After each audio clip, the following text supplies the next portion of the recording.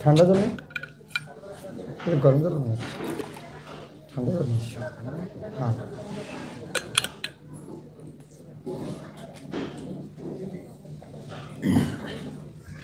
হরে কৃষ্ণ। আপনারা ভালো আছেন সবাই? করোনার পরে এই মহামিলন মনে হচ্ছে। হ্যাঁ,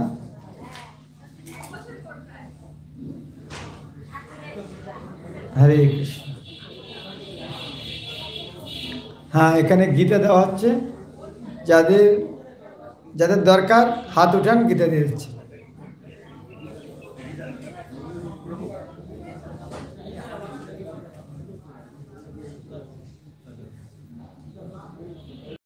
আমরা একবার প্রথম থেকে পড়বো। হ্যাঁ, একবার ভূমিকা প্রবাদ কি লিখেছেন ওখান থেকে পড়ব। তার আগে আমরা গীতা শব্দের অর্থ কি? গীত মানে কি? গান, নজরুল গীতি। তাহলে এই গানটা কে গেয়েছেন? ভগবান গিয়েছেন, সেই জন্য ভগবত গীতা। এরকম আরো অনেক গীত আছে, ভূমি গীত, ভ্রমর গীত, গোপী গীত, বেণু গীত, উদ্ধব গীত, অনেক প্রকার গীত। গীত মানে গান। এই গানটা কে গিয়েছেন? ভগবান গেছে, সেই জন্য নাম হচ্ছে ভগবত গীতা। এখন এটা পড়া এত জরুরি কেন? সবাই এত অ্যাডভার্টাইজ করছে কেন? গীতা পড়তে হবে, গীতা পড়তে হবে। আসলে আছে কি?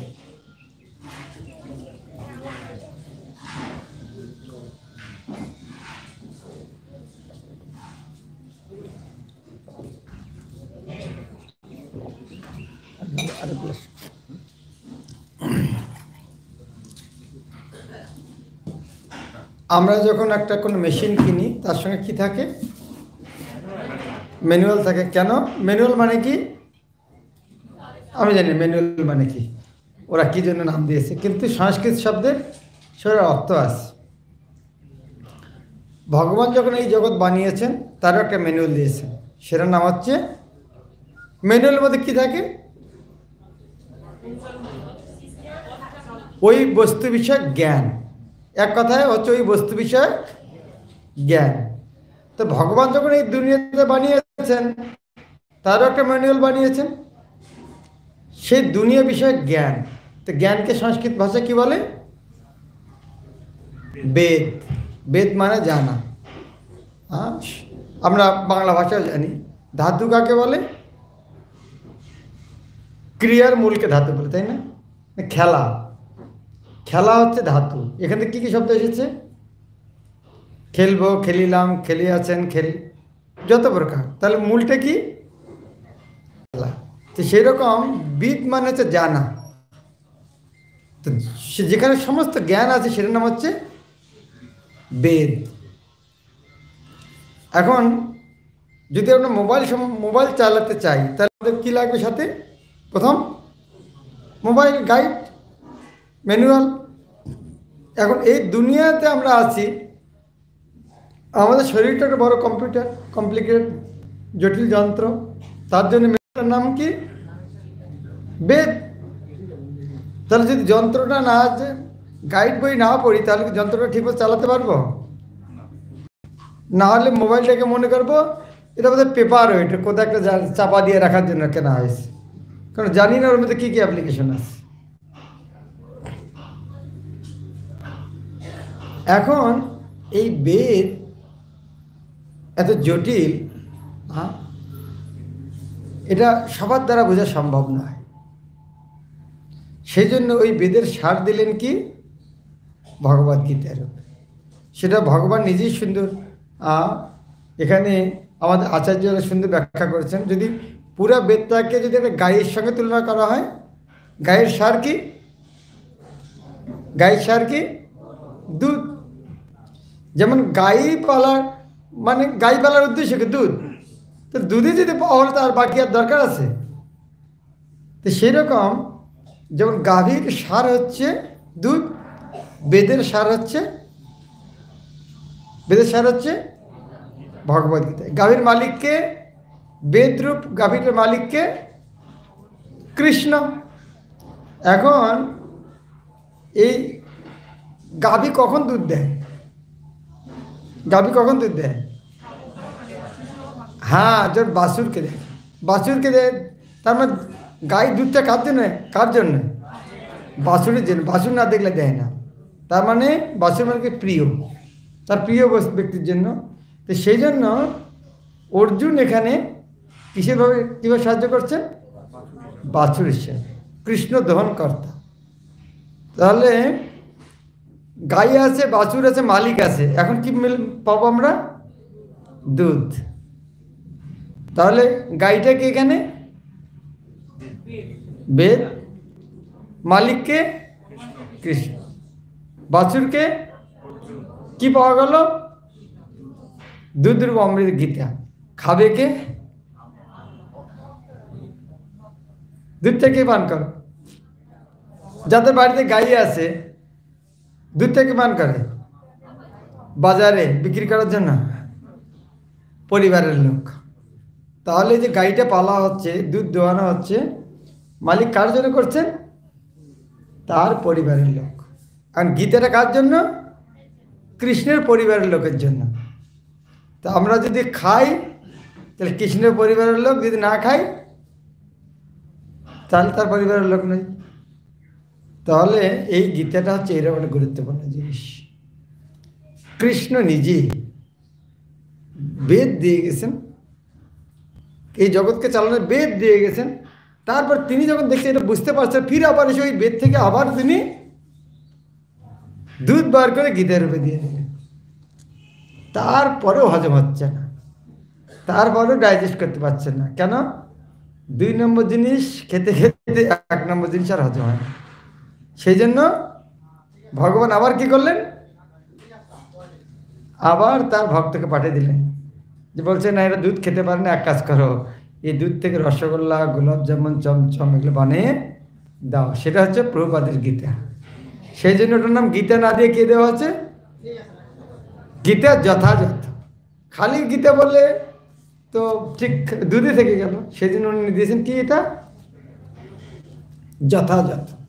যথাযথ মানে কি? যথাযথ মানে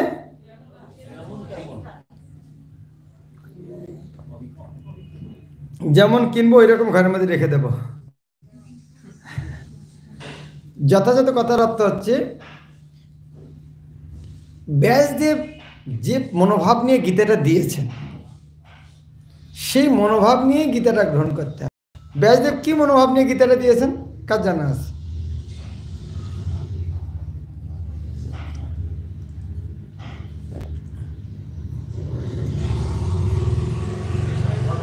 হ্যাঁ, কৃষ্ণ ভগবান।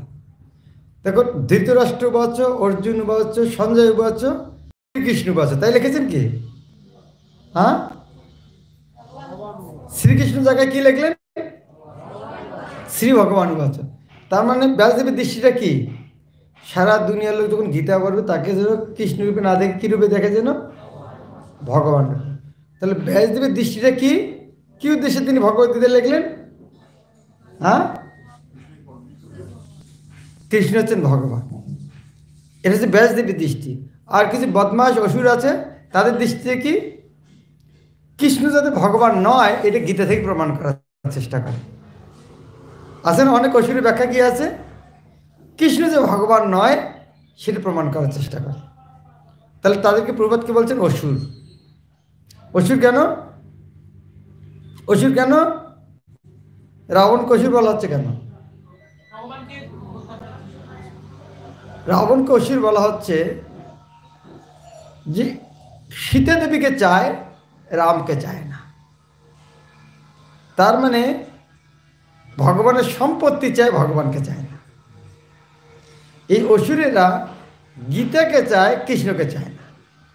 গীতাকে ব্যাখ্যা করে বিখ্যাত হতে চায়, টাকা কামাতে চায়, কৃষ্ণকে চায় না। এই জন্য যে অসুরেরা এরকম ব্যাখ্যা করে, তাদের হাত থেকে বাঁচানোর জন্য প্রভুপাদ কি করলেন? কি করলেন? গীতার নামটা কি করলেন? যথাযথ, যাতে ওই অসুরদের হাত থেকে এই গীতাটাকে বাঁচানো যায়। না হলে বলে একটা গীতা দেন, তো ওই অসুরের গীতাটা হাতে দিয়ে দেবে। সেই জন্য এখন মানুষ বাজারে গেলে কি বলবে, যথাযথটা দেন। প্রভুপাদ যথাযথ নামটা যথাযথ দিয়েছেন কিনা, অন্য নাম দিলে এটা কিরম হতো, তাই না? কিন্তু এমন একটা সুন্দর নাম দিয়েছেন, যথাযথ নাম দিয়েছেন উনি, যথাযথ জায়গায়। তাহলে যথাযথ মানে কি, যে দৃষ্টিতে ব্যাসদেব, যে দৃষ্টি ব্যাসদেব গীতা চাচ্ছিলেন, ব্যাসদেব চেয়েছিলেন গীতাটা এইভাবে মানুষ গ্রহণ করুক, সেই দৃষ্টিতে প্রভুপাদ এখানে ব্যাখ্যা করেছেন। দ্বিতীয় হচ্ছে, অর্জুন কোন দৃষ্টিতে গ্রহণ করেছেন? অর্জুন কোন দৃষ্টিতে গ্রহণ করেছেন? অর্জুন বলেছেন পরম ব্রহ্ম পরম ধাম পবিত্রম পরম ভবন। তাহলে আমাদের গ্রহণ করতে হবে ঠিক সেইভাবে, অর্জুন যেভাবে কৃষ্ণকে ভগবান রূপে গ্রহণ করেছে। এবং কৃষ্ণ কি বলেছেন, সব জায়গায় কৃষ্ণকে বলেছেন আমি হচ্ছে বিষ প্রদানকারী পিতা, আমি ভগবান। তো কৃষ্ণ বলছেন আমি ভগবান, অর্জুনও বলছেন কৃষ্ণ ভগবান, ব্যাসদেবও বলছেন ভগবান, আর মূর্খ অসুরেরা বলছে কৃষ্ণ ভগবান। এভাবে তো আবার গীতার আবার ব্যাখ্যা করছে। তাদের হাত থেকে বাঁচানোর জন্য প্রভুপাদ এই গীতার নাম দিলেন কি, যথাযথ।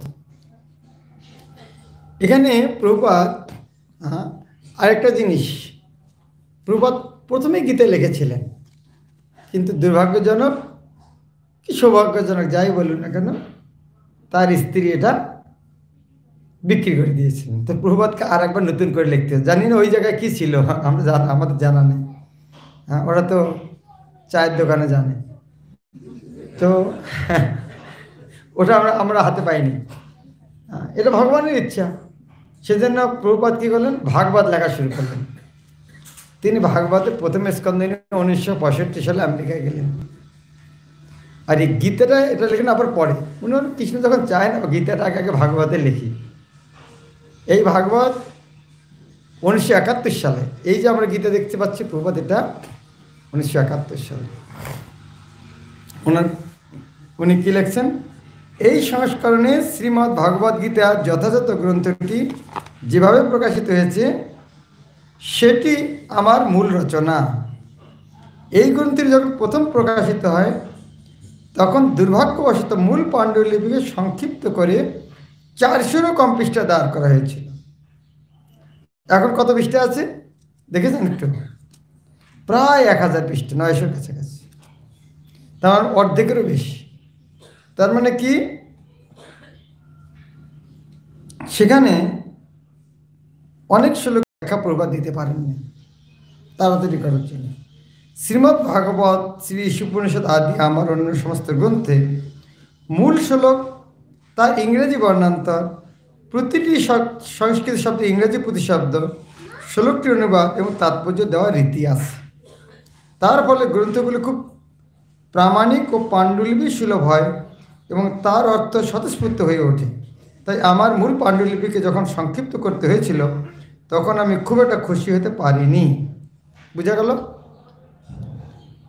সংক্ষিপ্ত আকারে প্রথমে 400 পৃষ্ঠায় লিখেছিলেন, কিন্তু তিনি শ্রীমদ্ ভাগবত ঈশোপনিষদ যেটা ব্যাখ্যা করেছেন সেটা প্রথমে সংস্কৃত শ্লোক, মানে এখন যেটা গীতায় পাওয়া যায়, প্রথমে সংস্কৃত শ্লোক, তারপরে শব্দার্থ, তারপর অনুবাদ, তারপর তাৎপর্য। যখন ওটা যখন সমাদৃত হয়েছে, রেজাল্ট ভালো পাওয়া যাচ্ছে। হ্যাঁ, প্রভুপাদের তাড়াতাড়ি করেছিলেন ঠিক, কিন্তু উনি সন্তুষ্ট হন নাই। পরে যখন দেখলেন ওটা সুন্দর হচ্ছে তখন প্রভুপাদ আবার নতুন করে দিলেন। এখান থেকে কী বোঝা যাচ্ছে, তার মানে প্রভুপাদ তারপরে প্রত্যেকটা শ্লোকেরই শব্দার্থ, আমরা পড়ার সময় কী করি, আমরা গীতা পড়ার সময় কী করি, হয় শ্লোকটা পড়ে যাই, নাহলে অনুবাদটা পড়ে যাই, বাস গীতা শেষ। প্রভুপাদ কি চাইতেন,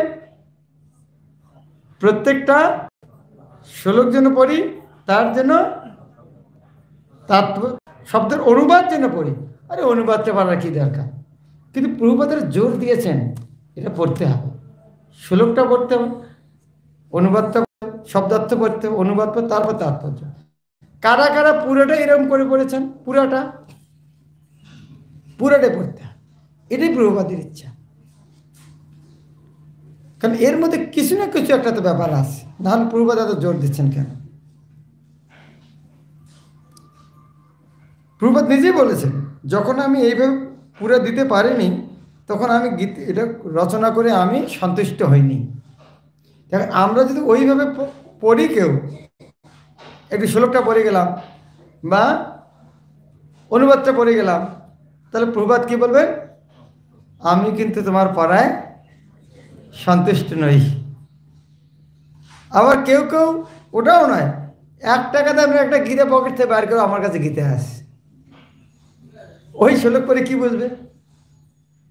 হ্যাঁ, সেরকম গীতা তো বাজারে অনেক আছে। কার রোগ সেরেছে সেটা পড়ে? প্রভুপাদের গীতা পড়ে সবারই রোগ সেরেছে। এখানে প্রভুপাদের এই কথার অর্থ কি? এইভাবে গ্রন্থটা লিখে সংক্ষিপ্ত করতে হয়েছিল, তখন আমি খুব একটা খুশি হতে পারিনি। তার মানে ওইভাবে যদি এখন কেউ গীতা পড়ে, প্রভুপাদ খুশি হবে না। তাহলে গীতা পড়ার জন্য প্রভুপাদকে খুশি করতে হলে কী করতে হবে? 4টে পড়তে হবে: শ্লোক, শব্দার্থ, অনুবাদ, তাৎপর্য। আমি বারবার কেন জোর দিচ্ছি? আমার এই বদভ্যাসটা আছে, আমি সবগুলো একসঙ্গে পড়তে চাই না। না না, এটা তো জানি, শেষ করতে তাড়াতাড়ি না। আমি তো মনে হয় আমার মতো রোগ অনেকেরই আছে। কার কার আছে একটু হাতটা উঠেন দেখি। হ্যাঁ, ভালো, অনেকের এই রোগটা নাই, খুব ভালো। কিন্তু পরে যখন ভগবদ্গীতার যথাযথের চাহিদা বাড়তে লাগলো, তখন অনেক পণ্ডিত ও ভক্ত এই গ্রন্থটি পূর্ণ আকারে প্রকাশ করার জন্য আমাকে অনুরোধ করতে লাগলেন। তাহলে যারা অনুরোধ করছে তারা কে? পণ্ডিত আর ভক্ত। তার মানে কি? যারা ভক্ত এবং পণ্ডিত তার ওই রকম করেই পড়বে। এবং মেসার্স ম্যাকমিলান অ্যান্ড কোম্পানিও পূর্ণ আকারে গ্রন্থটি প্রকাশ করতে সম্মত হলেন। তাই গুরু পরম্পরা লব্ধ ভগবদ্গীতার পূর্ণজ্ঞান ও যথার্থ ব্যাখ্যাসহ দিব্যজ্ঞান সমন্বিত এই মহান গ্রন্থটির মূল পাণ্ডুলিপিকে প্রকাশ করতে চেষ্টা করা হচ্ছে, যাতে আরও সুষ্ঠু এবং ব্যাপকভাবে কৃষ্ণ ভগবত আন্দোলন এই পৃথিবীতে প্রতিষ্ঠিত হয়। তাহলে এই গ্রন্থটা প্রভুপাদের ইচ্ছে, এই গ্রন্থটার দ্বারা সারা জগৎ কৃষ্ণ ভক্তি ব্যাপকভাবে প্রকাশিত হয়। প্রভুপাদ এখানে লিখছেন, এই গ্রন্থটা শুধু ভারতে নয়, আমেরিকাতে সবাই এটা আকৃষ্ট হচ্ছে। শুধু যুবকেরও নয়, তাদের বৃদ্ধ বাবা মারও আকৃষ্ট হচ্ছে। লস অ্যাঞ্জেলসে আমার অনেক শিষ্যের মা বাবার সমস্ত পৃথিবী জুড়ে, লস অ্যাঞ্জেলসে আমার অনেক শিষ্যের মা বাবারা সমস্ত পৃথিবী জুড়ে কৃষ্ণ ভগবত আন্দোলন প্রচার করছে বলে প্রায় আমাকে কৃতজ্ঞতা জানাতে আসেন। স্বামীজি, আপনি খুব ভালো কাজ করেছেন। তাদের মধ্যে কেউ কেউ বলেন যে আমি যে আমেরিকায় কৃষ্ণ ভগবত আন্দোলন শুরু করেছি তা আমেরিকাবাসীদের পক্ষে অত্যন্ত কল্যাণকর। কিন্তু প্রভুপাদ বলছেন, আসলে এটা আমি শুরু করিনি, এটা 5000 বছর আগে কৃষ্ণই শুরু করেছেন। সেটা গুরু পরম্পরার ধারায়। পরবর্তী পৃষ্ঠে দেখুন, প্রথমে এটা খুব গুরুত্বপূর্ণ, এটা ভক্তের মনোভাব কীরকম হওয়া উচিত। আমরা তো ছোটোখাটো কিছু করলেই আমরা আমাদের কৃতিত্ব নিতে চাই। প্রভুপাদ এখানে কী বলছেন? এই সম্পর্কে যদি আমার কোনো কৃতিত্ব থেকে থাকে, প্রথমে তো বললেন এটা আমি আন্দোলন সৃষ্টি করিনি। কে করেছেন? কৃষ্ণ অনেক আগে শুরু করেছে। যদি কোনো কৃতিত্ব থাকে সেটি আমার ব্যক্তিগত কৃতিত্ব নয়, তা আমার পরমারাধ্য গুরুদেব ওম বিষ্ণুপাদ পরমহংস পরিব্রাজক আচার্য অষ্টোত্তর শত শ্রী শ্রীমৎ ভক্তি সিদ্ধান্ত সরস্বতী গোস্বামী প্রভুপাদের কৃতিত্ব। তো কৃতিত্ব থাকা। আবার আরেকটা জিনিস শিক্ষণীয় আছে, গুরুদেবের নাম উচ্চারণ করতে হলে এবার সম্মানের সঙ্গে করা যায়। তোমার না গুরুর নাম কি? চৈতন্য দাস, এভাবে উচ্চারণ করা উচিত। এখানে প্রভুপাদ তার গুরু নামে, আমার প্রভুপাদ, কিন্তু এখানে কি বললেন? আমার পরমারাধ্য গুরুদেব ওম বিষ্ণু। আপনার জীবনে গুরুদেবকে নাম এরকম করে বলেছেন কোনো দিন? কতবার তো গুরুদেবের নাম বলেছেন, এরকম বলেছেন কোনোদিন? প্রভুপাদ কি বলছেন? আমার পরমার্থ গুরুদেব ওং বিষ্ণুপাদ পরমহংস পরিব্রাজক আচার্য অষ্টোত্তর শত শ্রী শ্রীমৎ ভক্তি সিদ্ধান্ত সরস্বতী গোস্বামী প্রভুপাদের কৃতি। ওম, ওম মানে কি? ওম মানে হচ্ছে সম্বোধন, বীজ সম্বোধন। ওম অজ্ঞানতি মিরন্দাস্য। বিষ্ণুপাদ, বিষ্ণুপাদ মানে যিনি ভগবানের বিষ্ণুর চরণ কমল লাভ করেছেন। পরমহংস মানে কি? পরমহংস মানে কি? হংস মানে হাঁস। হাঁস কি করে? দুধের মধ্যে যদি জল থাকে, ওটা জলটাকে আলাদা করে শুধু দুধটা গ্রহণ করতে পারে। তার মানে হাঁসের গুণটা কি? সঠিক জিনিসটা বেছে নিতে পারে। এমনকি দুধ আর জলের মতো জায়গা থেকে দুধটা আলাদা করতে পারে। তো হংসের এই গুণটা। তার মানে এই ভৌতিক জগতের থেকেও, জড়জগতের থেকেও, জড়জগতের সঙ্গে স্পর্শ নিয়ে চিন্ময় জিনিস কীভাবে লাভ করতে হয় সেটা যারা জানেন তারা হচ্ছেন পরমহংস, মানে মহান ভাগবত। পরিব্রাজক আচার্য, পরিব্রাজক আচার্য মানে, পরিব্রাজক আচার্য মানে কি? পরিব্রাজক মানে যারা ভ্রমণ করেন, আচার্য মানে যিনি আচরণ করে শিক্ষা দেন। যারা কৃষ্ণ ভক্তি সারা জগৎকে আচরণ করে শিক্ষা দেওয়ার জন্য সমস্ত জায়গায় ঘুরে বেড়ান, তাদেরকে বলা হয় পরিব্রাজক আচার্য, পরমহংস পরিব্রাজক। অষ্টোত্তর শত মানে কি? অষ্ট মানে কি? আর উত্তর মানে পরে, শত 100, 100 পরে 8। অষ্টোত্তর শত মানে 100-র পরেও 8, মানে 108। অষ্টোত্তর শত মানে 108। এ কথার অর্থ হচ্ছে শুভ সংখ্যা, যেন কোনো শুভ সংখ্যা বোঝানোর জন্য 108টি উপনিষদ, 108 জন গোপী, এভাবে তাদেরকে মহান ভক্তদের একটা উপাধি অষ্টোত্তর শত। শ্রী শ্রীমৎ, শ্রী মানে সুন্দর, দুর্গার দেওয়া হচ্ছে শ্রী শ্রী, শ্রী একটা, শ্রীমৎ একটা, দুটোর অর্থ একই, শ্রী শ্রীমৎ। শ্রীমৎ ভক্তি সিদ্ধান্ত, মত তটা এখানে সন্ধি বিচ্ছেদে দ হয়ে গেছে। শ্রীমৎ যে ভক্তি, মত ভক্তি। যেমন মত ভক্ত মানে কি? মদের ভক্ত। মত মানে আমার, মত আধাতা, মত মানে আমার। তো ভক্তের সঙ্গে ওই আধাতাটা দ হয়ে যায়, মত যে ভক্ত, মত ভক্ত। শ্রীমৎ ভক্তি সিদ্ধান্ত সরস্বতী, তার গুরুদেবের কি? ভক্তি সিদ্ধান্ত সরস্বতী মানে কি? ভক্তির যারা সিদ্ধান্ত, সিদ্ধান্ত মানে কি? সিদ্ধান্ত মানে সিদ্ধ, মানে কি? ভাতটা সিদ্ধ হয়ে গেছে, তার মানে কি? ভাতটা সিদ্ধ হয়েছে মানে কি? যা চেয়েছিলেন তাই পেয়ে গেছি। সিদ্ধ মানে চরম ফল, সিদ্ধ, সিদ্ধ পুরুষ, অন্তিম লক্ষ্য। তারও অন্ত সিদ্ধান্ত। সিদ্ধান্ত মানে, মানে সিদ্ধান্ত মানে সিদ্ধান্ত, চরম লক্ষ্যে পৌঁছানো।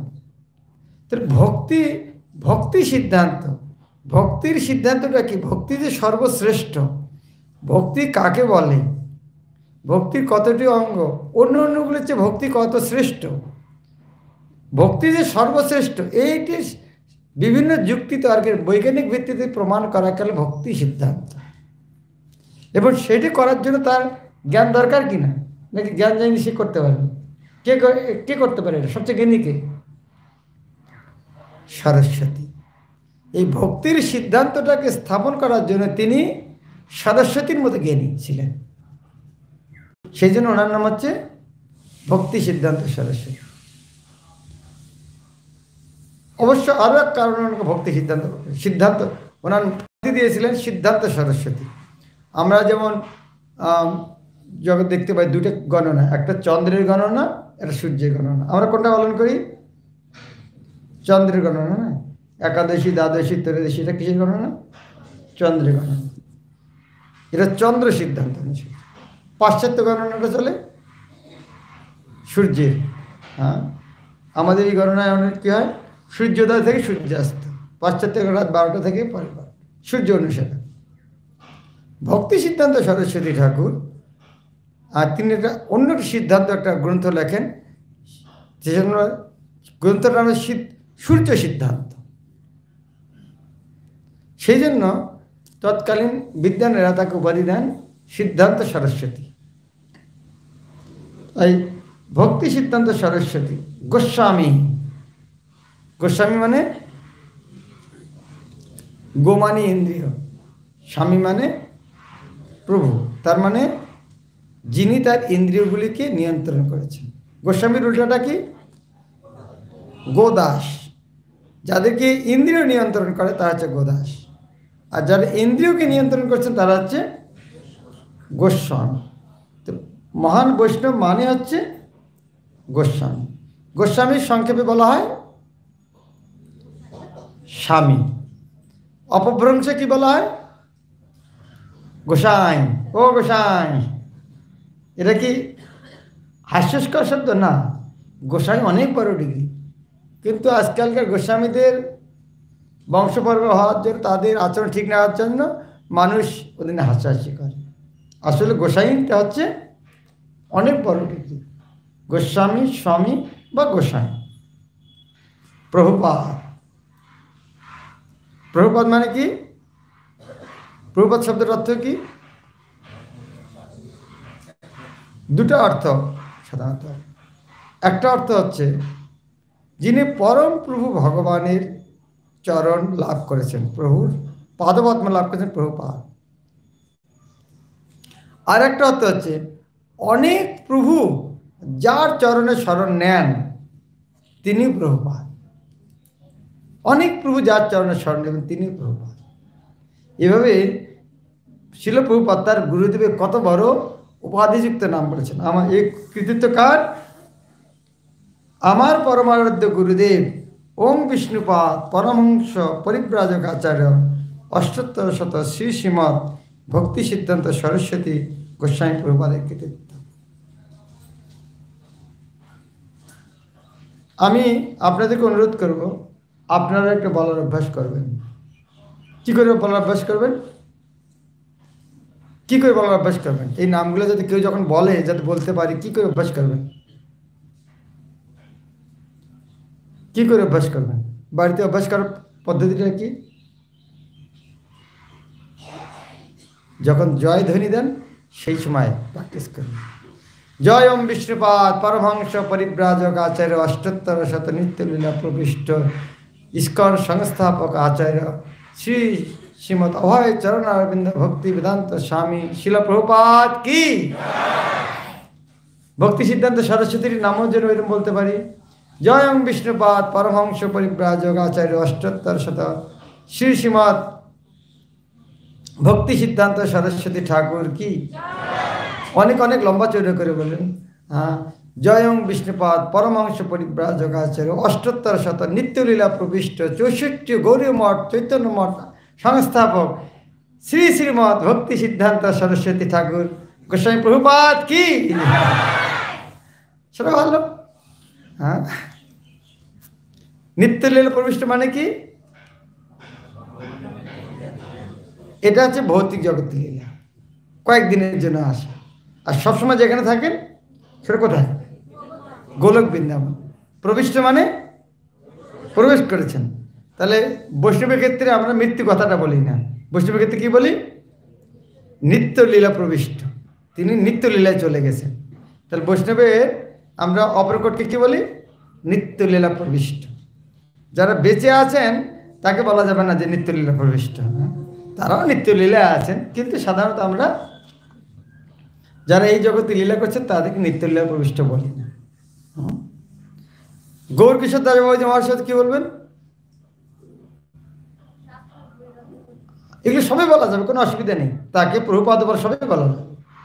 জয় ওম বিষ্ণুপাদ পরমহংস পরিব্রাজক আচার্য নিত্যলীলা প্রবিষ্ট। ওখানে একটা নতুন শব্দ সাক্ষাৎ বৈরাগ্য মূর্তি। উনি কি? সাক্ষাৎ বৈরাগ্য মূর্তি। কারো যদি বৈরাগ্য জিনিসটা কীরকম, তাকে যদি মূর্তির মতো বানানো হয় তাহলে দেখতে কীরকম হবে? হ্যাঁ, তাহলে গৌর কিশোর দাস বাবাজি মতো। হ্যাঁ, কীরকম বৈরাগ্য? তাকে বলছে আমার বাড়িতে একটা এক জমিদার এসে বলছে আমার বাড়িতে এটা থাকুন, ভজন করবো একসঙ্গে। কি বলছেন? তোমার বাড়িতে প্রথমে যেতে জানি, পায়খানা যেতে ওখানে থাকবে। কেন? পায়খানা গন্ধ ভালো লাগে? কেন থাকতে চাচ্ছেন? হ্যাঁ, কেন থাকতে চাচ্ছেন? যদি থাকতে পায়খানা থাকতে কেন? হ্যাঁ হ্যাঁ, ওখানে কেউ যাবে না, ওখানে কেউ যাবে না, ওখানে ভজন করলে ওখানে কেউ যাবে না। সেই জন্য কত বৈরাগ্য, সাক্ষাৎ বৈরাগ্য। ভক্তিবিনোদ ঠাকুরের আগে এগুলো লাগানো যাবে। আর একটা নতুন লাগানো হয় কি? সচ্চিত আনন্দ। সচ্চিত আনন্দময়। এটা যে কারোর সঙ্গে লাগানো যায়। সাধারণত আমরা জগন্নাথ দেব মহারাজকে কি লাগাই? কি লাগাই? হ্যাঁ, আমরা জগন্নাথ দেব মহারাজকে কি লাগাই? বৈষ্ণব সার্বভৌম ছিল জগন্নাথ। বৈষ্ণব সার্বভৌম মানে কি? সার্বভৌম মানে কি? সার্বভৌম মানে সর্বশ্রেষ্ঠ, সার্বভৌম। বৈষ্ণব তৎকালীন যখন উনি ছিলেন, তৎকালীন সবচেয়ে বড় বৈষ্ণব ছিলেন। বৈষ্ণব সমাজের উনি শিরোমণি প্রতিনিধি ছিলেন, সে বৈষ্ণব সার্বভৌম। এনাদের প্রণাম মন্ত্রগুলো জানেন আপনারা? প্রণাম মন্ত্রগুলো মুখস্থ করা উচিত নয়? ভক্তি সিদ্ধান্ত সরস্বতী ঠাকুরের, গৌর কিশোর দাস ভক্তিনাথ ঠাকুরের, জগন্নাথ দাস মহারাজের। হ্যাঁ, আচ্ছা, ভক্তি সিদ্ধান্ত সরস্বতী ঠাকুরের প্রণাম মন্ত্র যদি না জানি, হ্যাঁ, প্রভুপাদের সামনে যদি না বলতে পারি, প্রভুপাদ খুশি হবে কি? তুমি আমার গুরু মহারাজের প্রণাম মন্ত্র জানো না? হ্যাঁ, এটা কারা কারা জানেন? হাত উঠেন থেকে ভক্তি সিদ্ধান্ত সরস্বতী প্রণাম মন্ত্র। ও সর্বনাশ, এটা অনেক দুঃখের কথা। এটা তো আবার ভক্তিগীতি সন্ধান প্রথম পৃষ্ঠাতে আছে। তাহলে আমরা অন্য প্রথম পৃষ্ঠাটা না করলে অন্যগুলো পড়ছি, একবার প্রথমেই এটা আছে, প্রথম পৃষ্ঠাতে ভক্তি সিদ্ধান্ত সরস্বতী প্রণাম মন্ত্র। তাহলে কি গুরুত্ব ছিল না কোনো? আমরা গুরুত্ব দিচ্ছি না, না পড়তে হবে। তাহলে প্রভুপাদ এখানে কৃতিত্ব নিতে যাচ্ছে না। প্রথমে কি বলেন? এই কৃষ্ণ ভাবতে আন্দোলনটা কার দ্বারা সৃষ্টি? হ্যাঁ, ভগবান কৃষ্ণ 5,000 বছর আগে সৃষ্টি করেছেন। কেউ যদি কৃতিত্ব থাকে সেটা কি? কার? হ্যাঁ, তারপরে যদি আমাকে কেউ কৃতিত্ব দিতে চায় তাহলে সেটা কার? 2 নম্বরটা গুরুদেবের। তারপরেও একটা কথা বলছেন, এই বিষয়ে আমার যদি কোনো কৃতিত্ব থাকে তবে সেটি শুধু এই জন্যই যে ভগবদ্গীতাকে আমি অবিকৃতভাবে নিবেদন করার চেষ্টা করেছি। এরপরেও যদি বল না না আপনি তো করেছেন, তার উত্তরটা কি? হ্যাঁ, আমার কৃতিত্ব এইটুকু, গীতাতে যেটা ছিল আমার গুরু মা যা বলেছেন আমি ওইটুকুই লিখেছি, আমার এটাই কৃতিত্ব। আমি ওর মধ্যে আর যোগ করার চেষ্টা করিনি, বিয়োগ করার চেষ্টা করিনি। এই ভূমিকাটা আপনার কারা কারা পড়েছেন পুরোটা? হাত থেকে। হ্যাঁ, ভূমিকাটা কত গুরুত্বপূর্ণ আপনি চিন্তা করুন। আপনি একটা বই লিখেছেন, পুরো বই লিখেছেন, বই লেখার পরে ভূমিকাটা লেখেন না? আর ভূমিকা লেখাটা কত চিন্তা করেন, যা কিছু যত কিছু সব এর মধ্যে আমার লিখতে হবে। কত কত বুদ্ধি শক্তি অর্পণ করতে লেখার জন্য। তার মানে এখানে আপনার জাস্ট নিজের কথা চিন্তা করুন। যদি এরকম একটা ভূমিকা লেখেন, প্রত্যেকটা বাক্য লেখার সময়, প্রত্যেকটা শব্দ লেখার সময় কতটা চিন্তা করে লিখবেন, এই জায়গায় এই শব্দটা হবে। কারণ আমরা কি পড়ার সময় কি ওইরকম চিন্তা করে পড়ছি? এই জায়গায় প্রভুপাদ এরকম বললেন কেন? এখানে তাকে যদি কৃতিত্ব কেউ না দেয়, তার জন্য কত সাবধানতা অবলম্বন করছেন। কারণ বৈষ্ণব সম্মান চায় না। কৃষ্ণদাস কবিরাজ গোস্বামী যখন চৈতন্য চরিতামৃতে লিখেছেন, কত সাবধান। তাকে যদি কেউ কৃতিত্ব না দেয়, তার জন্য কত প্রকার যুক্তি দেখাচ্ছেন যে এটা আমার যোগ্যতা নাই, এই না, কত প্রকারের যুক্তি দেখাচ্ছেন। এখানে প্রভুপাদ 3টে পয়েন্ট এখানে বলেছেন। প্রথমটা হচ্ছে কেউ বলেছেন যে আপনি আন্দোলন শুরু করেছেন, না আমি আন্দোলন করি, এটা কৃষ্ণের। দ্বিতীয়টা যদি হয় গুরুদেবের। তৃতীয়টা যদি আমাকে দিতে চান সেটা আবার আমি ওদের কথাটাই বলেছি যথাযথভাবে, বাস আমার কৃতিত্ব এইটুকু, আমি ওনাদের কথাটা যথাযথভাবে বলার চেষ্টা, সেটাই আমার কৃতিত্ব। কিন্তু আজকালকার লোক তো উল্টা বলে, না না এটা তো আমার অমুক শুনি নেই, এটা আমি একদিনে চিন্তা করলাম, এরকম ধ্যান করলাম, তো আমার মাথায় বুদ্ধিটা এসে গেল, বাহ এটার নাম কৃতিত্ব নয়। আমার এই ভগবদ্গীতা যথাযথ নিবেদন করার আগে ভগবদ্গীতার যতগুলো অনুবাদ হয়েছে তার প্রায় সবকটি সংস্করণে গ্রন্থের ব্যক্তিগত উচ্চাবিলাস চরিতার্থ করার উদ্দেশ্যে প্রকাশিত হয়েছে। কিন্তু এই ভগবদ্গীতা যথাযথ প্রকাশ করতে আমাদের এই যে প্রচেষ্টা, সেটি কেবল পরমেশ্বর ভগবান শ্রীকৃষ্ণের মহিমা প্রচার করারই প্রচেষ্টা। বাইরের লোকদের তাদের ব্যক্তিগত চরিতার্থ, আর এখানে প্রভুপাদ বলছেন আমাদের শুধু কৃষ্ণের মহিমা। আমাদের উদ্দেশ্য হচ্ছে শ্রীকৃষ্ণের ইচ্ছাকে প্রতিষ্ঠিত করা। জড়বাদী, মনোধর্মী, রাজনীতিবিদ, দার্শনিক বা বৈজ্ঞানিকদের মতবাদ প্রচার করা আমাদের উদ্দেশ্য নয়, কারণ অন্যান্য বিষয়ে তাদের যথেষ্ট পাণ্ডিত্য থাকলেও শ্রীকৃষ্ণ সম্বন্ধে তাদের জ্ঞান অত্যন্ত অল্প। শ্রীকৃষ্ণ যখন বলেন মন মানব মদ ভক্ত মজ্জাজিমাং নমস্কার আদি, তখন তথাকথিত অন্যান্য সমস্ত পণ্ডিতদের মতো আমরা বলি না যে শ্রীকৃষ্ণ ও তার আত্মা এক নয়। এরকম একজন অসুর কি ব্যাখ্যা করেছিলেন যে এই যে কৃষ্ণ বলছেন মন মানা ভাবো, আমার কথা ভাবো, তখন বলছে এই যে কৃষ্ণ এটা বলছেন, কৃষ্ণ বলছেন না, ওনার ভিতরে যে ব্রহ্ম উনি বলছেন, তাই কৃষ্ণের কাছে আত্মসমর্পণ দরকার নেই, ওনার ভিতরে যে ব্রহ্ম আছে তার কাছে আত্মসমর্পণ করে। এখন এই মূর্খ ব্যক্তি জানে না কৃষ্ণ আর কৃষ্ণের শরীর আর কৃষ্ণের আত্মার মধ্যে কোনো পার্থক্য নেই, সেই জ্ঞানটাই নেই। ইস্কন একটা বাচ্চা পর্যন্ত জানে ঈশ্বর পরম কৃষ্ণ সচ্চিদানন্দ বিগ্রহ, ভগবান বিগ্রহটা কীরকম? সচ্চিদানন্দ বিগ্রহ। আর এত বড় গীতার ব্যাখ্যা করে কি বলছে? কৃষ্ণের শরীর আর আত্মাটা আলাদা।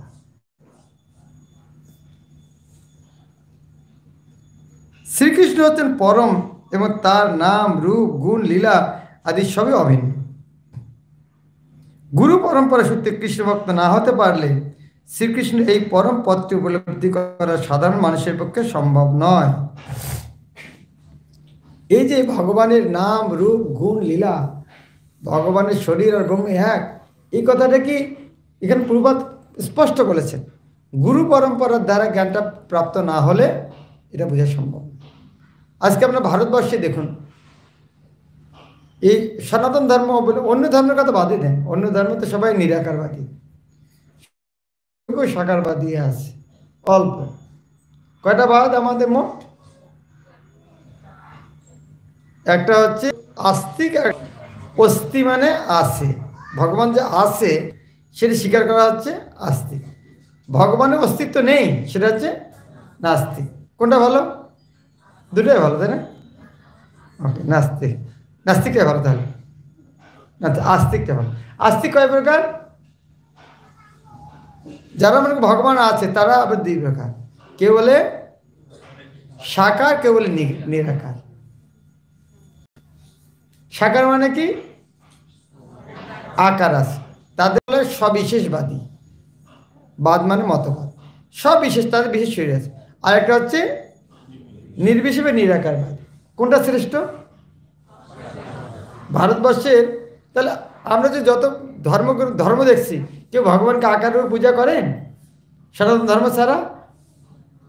তাহলে দুনিয়াতে কয় প্রকার লোক দেখা যাচ্ছে? একদম ভগবানকে মানে না, তারা হচ্ছে শূন্যবাদী। আর যারা মানে তাদের মধ্যে সবগুলি নিরাকারবাদী। অল্প কিছু লোক আছে তারা কি সাকারবাদী। আবার বুঝার চেষ্টা করুন।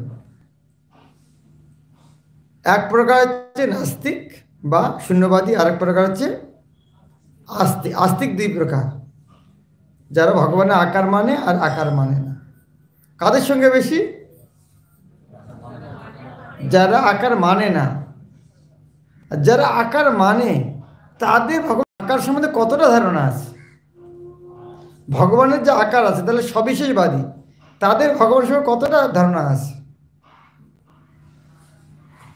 এইটা বোঝানোর জন্য এই যে ভগবানের আকার আছে আকার নেই, কোনটা ঠিক নাকি দুটোই ঠিক? হ্যাঁ, আকার নাই সেটা সবাই ভুল। ওকে, এই যে এটা বোঝানোর জন্য ভাগবতে প্রথমে দেওয়া হচ্ছে, এটা বোঝানোর জন্য একটা উদাহরণ, সিঙ্গারা। সিঙ্গারার বিভিন্ন লক্ষণ, একটা হচ্ছে খুব সুন্দর সুগন্ধ, দেখতেও খুব ভালো, আর খেতে আরো মজা। হ্যাঁ, দেখার জন্য 1 টাকা, গন্ধ নেওয়ার জন্য 2 টাকা, খাওয়ার জন্য 5 টাকা। এটাকে আলাদা করে বিক্রি করা যাবে? তিনটে যদিও আলাদা বলা হচ্ছে, কিন্তু তিনটে কি আলাদা করা যাবে? যদিও তিনটে আলাদা, কিন্তু তিনটে আবার আলাদা নয়। পরম তত্ত্ব বিষয়েও ব্রহ্ম, পরমাত্মা, ভগবান তিনটে আলাদা, আবার আলাদা নয়। যখন আপনি সিঙ্গারা খাবেন তখন গন্ধটা পাবেন, দেখাটা ওটাও হয়ে যায়, ওটা ওর মধ্যে। সিঙ্গারা যখন আপনি খেয়ে ফেলবেন তখন আকারও থাকবে না আর গন্ধ থাকবে না। তারপরে সিঙ্গারার মধ্যে তিনটে আছে। কেবল গন্ধ নিলে কিন্তু আপনি চোখ বন্ধ করে কেবল খেলে গন্ধে আকারটা দেখতে, খেতেও পাবেন, ওর স্বাদটা পাবেন। পরম তত্ত্ব ব্রহ্ম, পরমাত্মা, ভগবান, কেবল ব্রহ্মর জ্ঞান হলে কিন্তু সম্পূর্ণ জ্ঞান হলো না। ঠিক যেমন সিঙ্গারাটা খেলে পুরোটা পাই গেলেন, কেবল গন্ধ নিলে পুরোটা পেলেন না। সেই রকম ভগবান সম্বন্ধে শুধু নিরাকারটুকু যদি আমি থাকি, তাহলে কিন্তু জ্ঞানটা পুরা হলো না। সেটা বোঝানোর জন্য প্রভুপাদ অনেক উদাহরণ দিয়েছেন। একটা হচ্ছে পাহাড় দেখা। দূর থেকে পাহাড়টা দেখতে কিরকম? এটা মেঘ। আমাদের বাড়িতে হিমালয় পর্বত দেখা যেত, দূরে অনেক, সবসময় দেখা যেত না, সন্ধ্যের দিকে দেখা যেত, কালো পাহাড়ের মধ্যে দেখা যাচ্ছে, মেঘের মধ্যে দেখা যাচ্ছে। তো দূর থেকে পর্বতকে কিরকম দেখা যায়? মেঘের মতো। নিকটে গেলে কি দেখা যায়? ছোট বড় গাছ আছে। ভিতরে ঢুকলে পশু পাখি, অনেকে বাড়ি ঘর দুয়ার সবকে দেখা যায়। তাহলে এই পাহাড় সম্বন্ধে জ্ঞান 3 প্রকারের জ্ঞান। কোন জ্ঞানটা পূর্ণ? কাছে যেয়ে দেখা, আর দূর থেকে তোর অস্পষ্ট জ্ঞান। যেটা প্রথমে অস্পষ্ট, সেটা কিন্তু মিথ্যা নয়, কিন্তু অসম্পূর্ণ। সেই জন্য প্রভুপাদ বলছেন অন্যান্য ধর্মগ্রন্থগুলো হচ্ছে পকেট ডিকশনারি, ডায়েরি নয়, পকেট ডিকশনারি। অন্যান্য ধর্মগ্রন্থ হচ্ছে পকেট ডিকশনারি, আর সনাতন ধর্ম হচ্ছে অক্সফোর্ড ডিকশনারি। পকেট ডিকশনারি 100 1000 শব্দের অর্থ দেওয়া আছে। ভুল শিখলা? ভুল নয়। সব ধর্মের কি ভগবানকে ভালোবাসা, চুরি করা উচিত না, মিথ্যা কথা বলা উচিত না, ভালো ভালো কথা, সবই ভালো। তো ছোট ছোট ডিকশনারিতে অল্প কিছু শব্দ থাকে আর একটা অর্থ থাকে, কিন্তু অক্সফোর্ড ডিকশনারিতে যত শব্দ, সব একটা শব্দের প্রতিশব্দ ও বিশিষ্ট বিশেষণ, সর্বনাম, বাক্যে কি হবে, এ ভাষার উৎসটা কোথায়, সব। তাই এই যে জ্ঞান, এটা আমার পূর্ণভাবে বোঝা উচিত যে ব্রহ্ম কি, পরমাত্মা কি, ভগবান কি। তাই আমরা বলছিলাম যে নির্বিশেষবাদী, সবিশেষবাদী।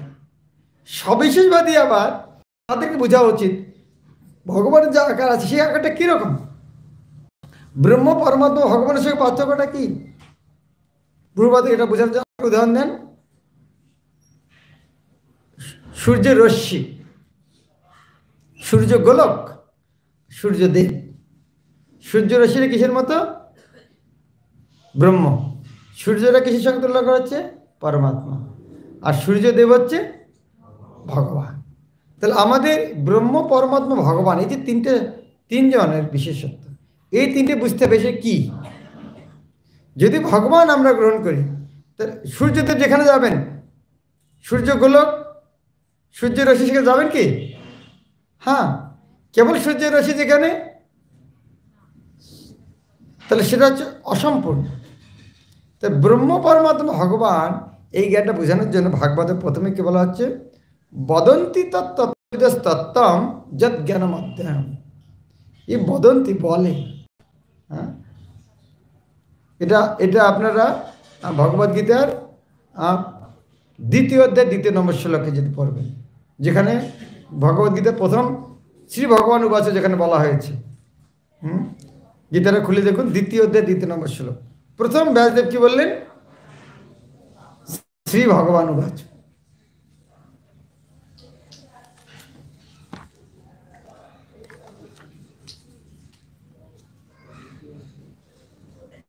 সর্বপ্রথম ইনি ভগবান কথাটা ব্যাসদেব ব্যবহার করছেন।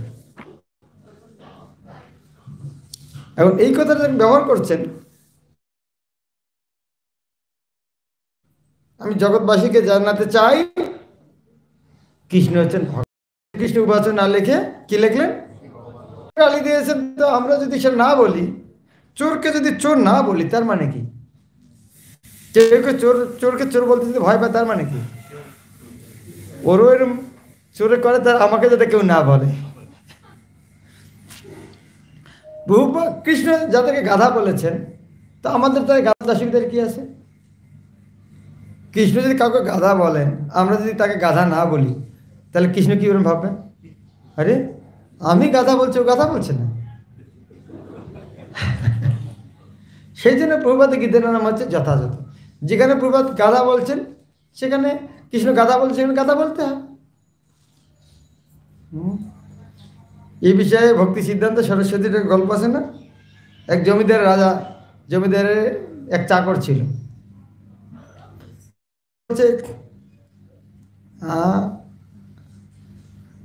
বেগুন, হ্যাঁ, খুব ভালো জিনিস। বলে, হ্যাঁ জমিদার মশাই, বেগুন যদি ভাজা যায়, মাখন যায় কোথায়? খুব প্রশংসা করছে। ও একবার ভালো, তুই আর বেগুনের আর কি প্রশংসা করছে। তারপর আর একদিন জমিদার বলছে যে, মনে হয় বেগুনটা ভালো নয়। হ্যাঁ, বেগুনের কেউ খায় নাকি? নামটাই বেগুন, কই গুনে নেই, এলাচে কত। তো জমিদার বলছে, কি হলো? তুমি সেদিন আমি বললাম বেগুন ভালো, তুমি কত ভালো বললে, আজকে আবার বলে, জমিদার সাহেব, আমি বেগুনের চাকর নেই, আমি আপনার চাকর। তো ভক্তের কাজ হচ্ছে তার পূর্বতন আচার্যরা যেটা বলবে সেটাকে প্রতিষ্ঠিত করা। তো প্রভুপাদ এখানে কি করছেন? কৃষ্ণ যেটা বলেছেন, এখানে ব্যাসদেব বলেছেন শ্রী ভগবান উবাচ। প্রভুপাদ চান্স পেয়েছেন ভগবান কাকে বলে, কোথায় ভগবানকে ভুল করে। ভগবান জিনিসটা কার সঙ্গে ভুল করে? প্রথম ভুলটা কোথায় হচ্ছে? যাদের এখানে কোথায় ভুলটা হচ্ছে? ব্রহ্ম, পরমাত্মা, ভগবান সবই এক, আমার কাছে সবই এক। এরা আবার নিজকে উদার মনে করে, আমার কাছে সবই এক, সব ভগবান আমার কাছে সমান। মূর্খ, হ্যাঁ, নিজকে কথা, আমার কাছে সবাই সমান। এরকম যদি কেউ বলে, প্রধানমন্ত্রী যে বলে আমার কাছে সবাই সমান, প্রধানমন্ত্রী কেউ কিছু নেই, আমাকে সবাই সমান।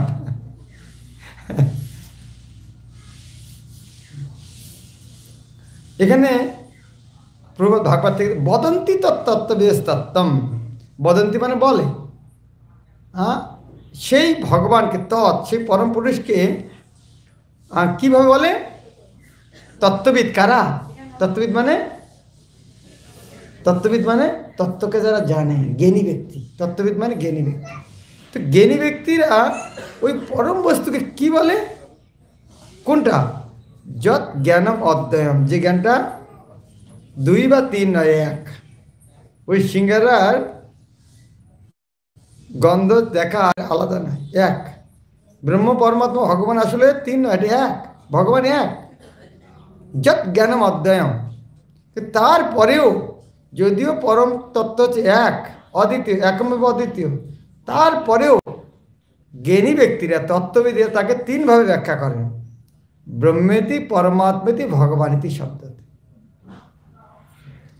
বদন্তি বলেন তৎ, সেই পরম সত্যকে, তত্ত্ববিদ অস্তত্ত্বম, সেই তত্ত্বকে সবচেয়ে জ্ঞানী ব্যক্তিরাও যদিও জানেন, তারা জানেন যে পরম সত্য হচ্ছে এক, তারপরে ব্যাখ্যা করার জন্য তিনভাবে ব্যাখ্যা করেন।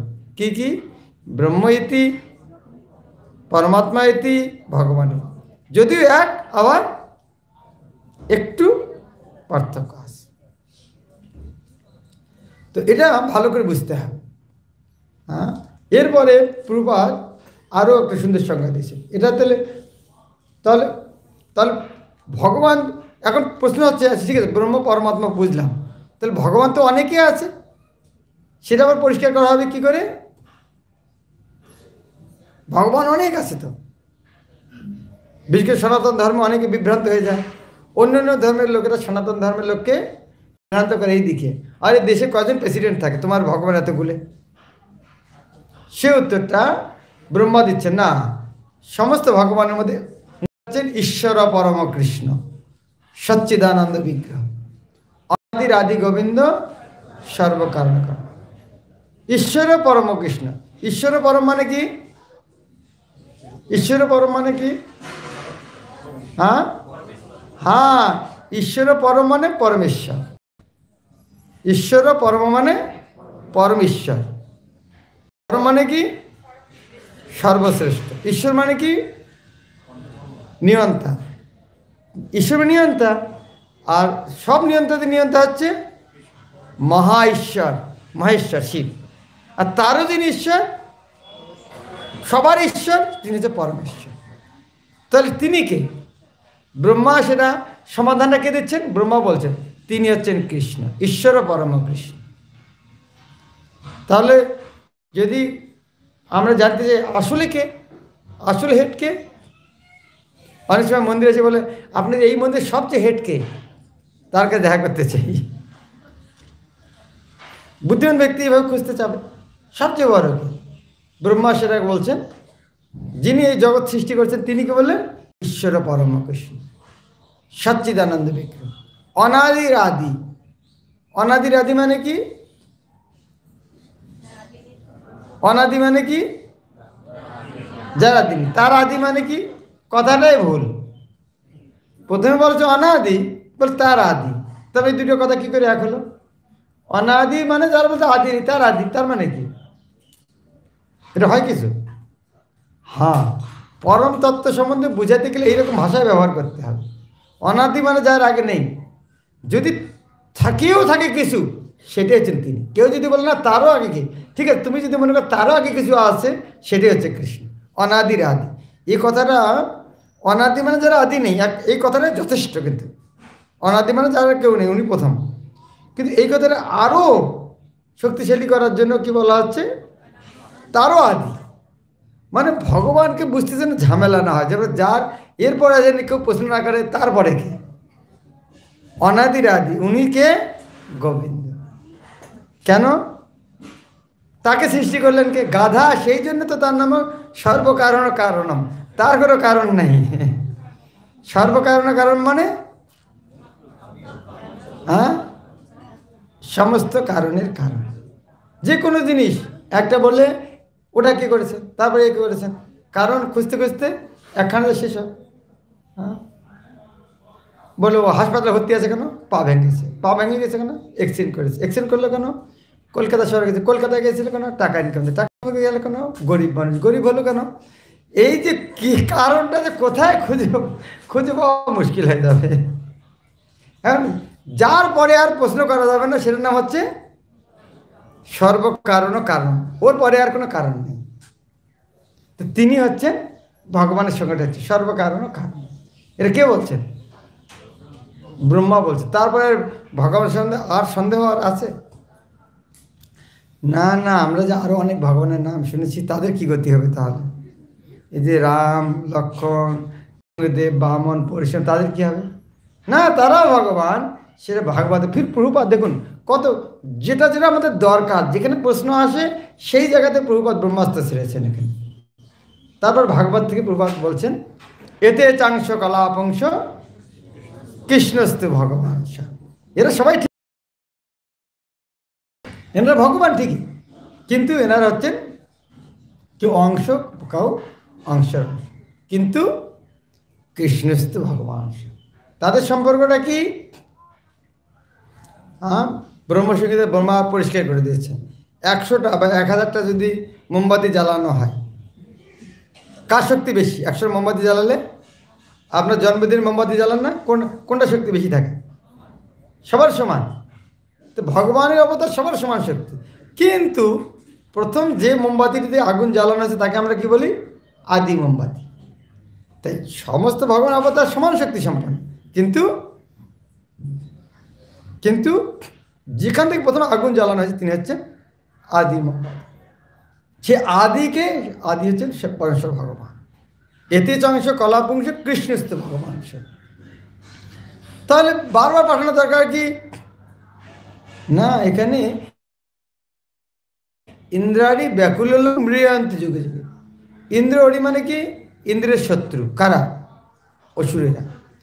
ইন্দ্র ওরি ব্যাকুল রকম, যখন অসুরদের যেন উৎপীড়িত হয়ে যায় তখন বাঁচানোর জন্য ভগবান পরম পিতা আসেন। এখন আপনারা জানেন ধান কাটার জন্য এক প্রকার যন্ত্র, চুল কাটার জন্য এক প্রকার যন্ত্র, বিভিন্ন যে কাটার জন্য বিভিন্ন যন্ত্র, তাই না? কিন্তু সব দিয়ে কাটে। সেরকম ভগবানও আসেন, যখন যেরকম অসুরকে মারার দরকার হয় সেই রকম রূপ নিয়ে আসেন। এখন ভগবানের সামনে ব্রহ্মার কাছে ব্রহ্মা প্রতিজ্ঞা করেছেন না এই রকমের রূপ, তো ওই সময় নিঃসিংহ রূপ ছাড়া আর কি করবে? বলছে কোনো মানুষ নয়, কোনো প্রাণী নয়, তো মাঝখানে তো একটা রূপ ধারণ করতে হবে, কিছু করার নেই। যখন যে অস্ত্র দরকার সেই অস্ত্র নিয়ে আসতে হয়। এখন এই পৃথিবীটাকে গর্ভোদক সাগরে ফেলেছে, কাদার মধ্যে ফেলে দিয়েছে। কাদার মধ্যে থেকে ভগবান কী করে উঠাবেন? কাদা ভগবান স্পর্শ করে, পরম পবিত্র। সে কাদার মধ্যে কে থাকে? শুয়ার। তো ভগবান শুকরের রূপ নিয়ে ওখান থেকে উঠালেন যখন যেটা দরকার। সমস্ত জগৎ প্রলয় বাড়িতে ভেসে গেছে, তখন কি করে রক্ষা করবেন? তখন মাছ হয়ে জলের মধ্যে লীলা করছে। আবার ওদিকে বলি মহারাজের অহংকার হয়েছে, সে ছোট বাচ্চা হয়ে ব্রাহ্মণদের হয়ে। এইরকম ভগবান সবই ভগবান বিভিন্ন রূপ ধারণ করলেন। কেন? এরকম ইন্দ্রাণী ব্যাকুলীয় রকম মৃয়ান্তে যুগে যুগে। এভাবে প্রভুপাদ তাৎপর্যে ভগবান ব্যাসদেব কেন ভগবান বললেন এখানে? ভগবান বাচ্চা ভগবান কাকে বলে? এখানে তার আগে আরও মাঝখানে প্রভুপাদ বলেছেন ভগবান শব্দের অর্থ কি, সেটা আপনারা অনেকবার শুনেছেন। আপনারা ভগবান মানে কি? বান মানে কি? বান মানে আছে, যেমন ধনবান, জ্ঞানবান, রূপবান। তাহলে ভগ যার আছে তিনি হচ্ছেন ভগবানে কি? যেমন ভাগ্যবান মানে কি? ভাগ্যবান মানে আর বাড়ি যাওয়ার জন্য সময় যদি 2000 টাকার একটা বান্ডিল বড়ি পান, মানুষ কি বলবে? বাহ কি ভাগ্যবান। তারপর ভাগ্যবান মানে কি? এই সম্পদ, সম্পদটাকে ভাগ্য বলা হচ্ছে। কারোকে খুব সুন্দর একটা খুব ভালো রেজাল্ট হলো, বাহ খুব ভাগ্যবান। তাহলে সম্পদে ভগবানের সম্পদ, এই ভগটা পেলে জন্য তাকে ভাগ্যবান বলা হচ্ছে। এবং সমস্ত ভগ যার মধ্যে আছে তিনি হচ্ছেন ভগবান। এইভাবে আমাদের বুঝতে হবে ভগবান আসলে কাকে বলে। এখন এই ভগবানটাও একবার একটি কি পদের নাম। যে প্রেসিডেন্ট, প্রধানমন্ত্রী, মন্ত্রী, কালেক্টর, কমিশনার সব এটা পদের নাম, কিন্তু তার নাম আছে।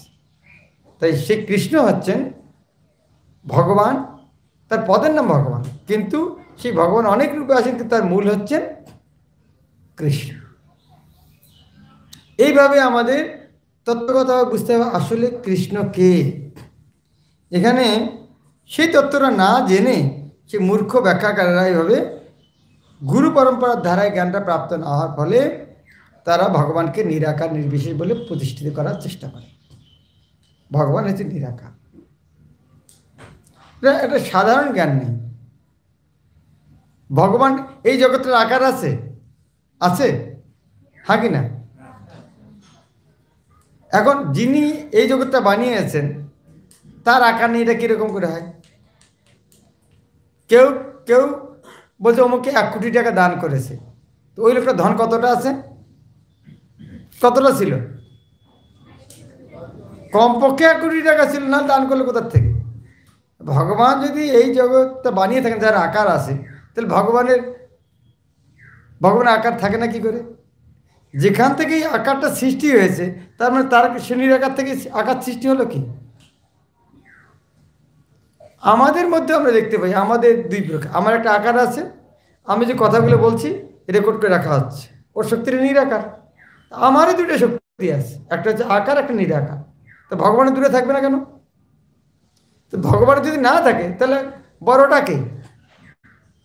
আমার 2টা আছে, আমার আকার আছে, নিরাকার আছে। ভগবানের আকার নেই, কেবল নিরাকার আছে, তাহলে বড়টা কে হলো? হ্যাঁ, এটা মূর্খের মতো তাদের ভাবনা, ভগবানের আকার নেই। এটা চোর সবাইকে কি মনে করে? চোর মনে করে। ভক্তি সিদ্ধান্ত সরস্বতী ঠাকুরের গল্প আছে। হ্যাঁ, একবার এক লন্ডনের জাজ, ওনার ডায়েরি মোস্টেস অনেক ছিল। তো একবার কি হয়েছে,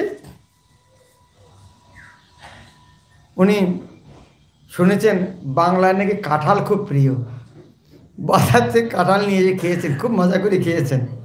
খাবার পরটা বুঝতে পারছেন কি হয়েছে, কাঁঠালের আঠা দিয়ে দাড়ি মুখ বন্ধ হয়ে গেছে। তারপরটা কি হবে, একেবারে ব্রাশ শেভ পুরাটা ইস্কনের ভক্ত হয়ে গেছে। কিছু করার নেই। পরের দিন যখন কোর্টে বসেছে, তো ওখানে সাক্ষী দিতে এক বৈষ্ণব গিয়েছে। ও দেখে বিচার দেওয়া ভুলে গেছে, হাসছে, তুমি কাঁঠাল খায়া। ও বলছে দেখো আমি একমাত্র গাধা নই যে আমার ভুল করে কাঁঠাল খাওয়ার জন্য চুলগুলো লেগেছে, আমার মতো আরও একটা বোকা আছে। যে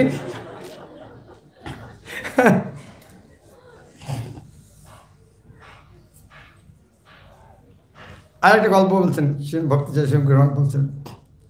তো একবার এক লন্ডনের লোক এখান থেকে লন্ডনে গিয়েছে, বলছে ভারতের লোক কীরকম? বলে না, এদের কোনো বুদ্ধি নেই, এ সব। বলে কীরকম? বলে এরা কাপড় দিয়ে পাথর ভাঙে। মানে কী করে কাপড় দিয়ে পারবে?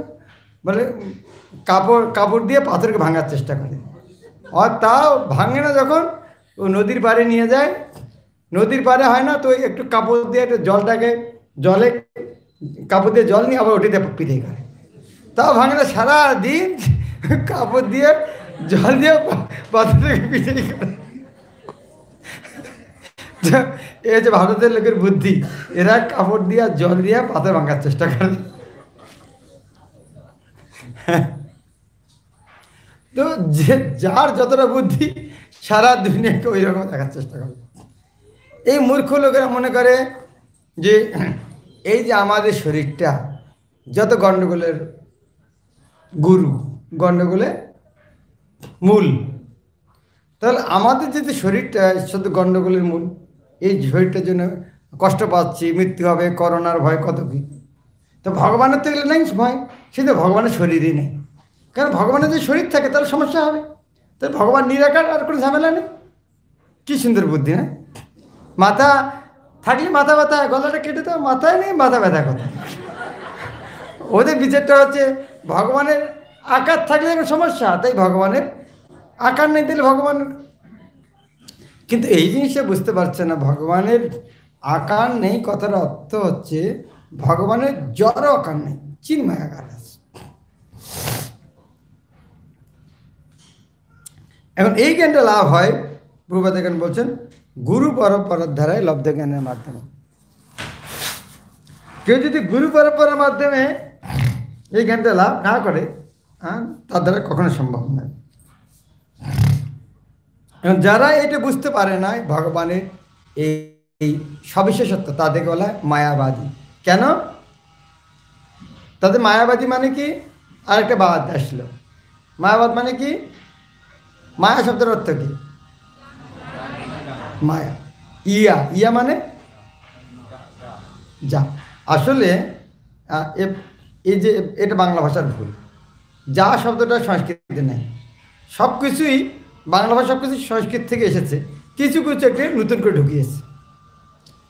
অন্ত্যেষ্টিয় জ বলে কোনো শব্দ সংস্কৃত নেই।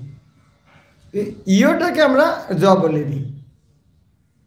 ইয়, যা আর ইয়া একই জিনিস। ইয়া অর্থাৎ যা।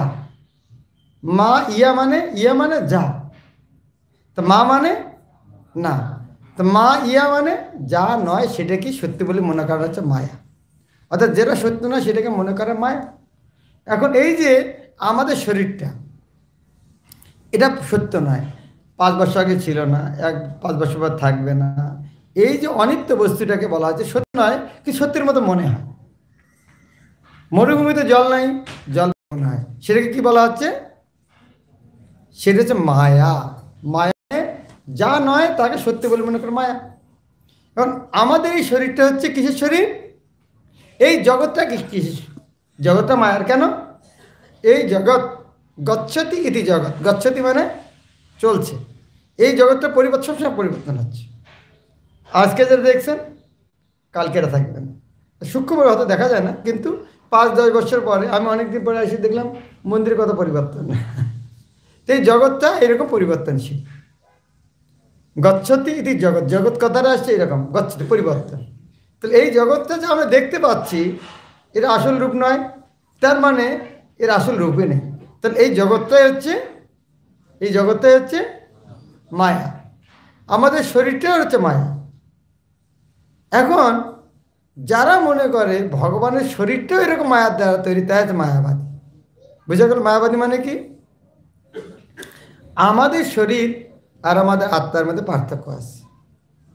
আত্মা একটা চিন্ময় বস্তু, শরীর হচ্ছে জড় বস্তু।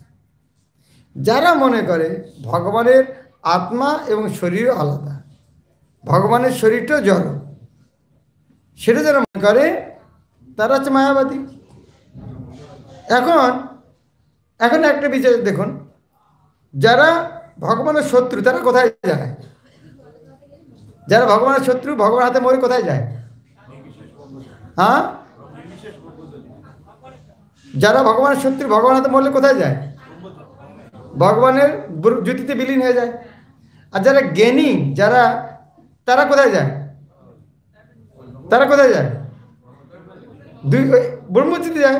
তাহলে চোরে চোরে মাস্তাতে ভাই, দুইজনে এক জায়গায় গেছে, তার মানে কি? দুইজনের অপরাধ সমান। যদি যে ভগবানের হাতে অসুর যে মারা গেল সে যেখানে যাবে, আর জ্ঞানীরা যেখানে গেল, তো দুইজনে যদি একখানে যায়, দুইজনের অপরাধ সমান। তার মধ্যে মায়াবাদীরা ভগবানের যে আকাশে স্বীকার করছে না, তার ভগবানের অস্তিত্ব স্বীকার, সে তো অসুর। ভগবানের অস্তিত্বকে স্বীকার করছে না, সে অসুর। তাই এই যে মায়াবাদীরা যারা ভগবানের অস্তিত্বকে স্বীকার করছে না, তাদের ভাষ্য শুনলে কি হবে? আমাদের যেটুকু ভক্তি ওটাও নাশ হবে। তাই এখানে প্রভুপাদ বলছেন মায়াবাদী ভাষ্য শুনলে হয় সর্বনাশ। চৈতন্য মহাপ্রভু এটা বলেছেন। তিনি স্পষ্টভাবে বুঝিয়ে দিয়ে গিয়েছেন যে কেউ যদি মায়াবাদীদের দৃষ্টিভঙ্গি নিয়ে ভগবদ্গীতা বুঝতে চেষ্টা করে তাহলে তার সর্বনাশ হবে। মায়াবাদীদের দৃষ্টিভঙ্গি নিয়ে যদি ভগবদ্গীতা বোঝার চেষ্টা করে, সেটা কী হবে? সর্বনাশ। মায়াবাদীদের ব্যাখ্যা কিসের সঙ্গে তুলনা করা হচ্ছে? আগ্নেয়গিরির অগ্নুৎপাতের সঙ্গে। যেখানে কোনো আগ্নেয়গিরির অগ্নুৎপাত হয়, আশেপাশে মাইলের পর মাইল কী হয়ে যায়? পুরো ছাই হয়ে যায়। তো কেউ যদি ভগবদ্গীতা নিয়ে ওই মায়াবাদী ব্যাখ্যা করার চেষ্টা করে, তাহলে কি হবে? তার ভক্তি যা ছিল সব জ্বলে পুড়ে ছাই হবে। তো সেই জন্য মায়াবাদী ভাষ্য শোনা যাবে না।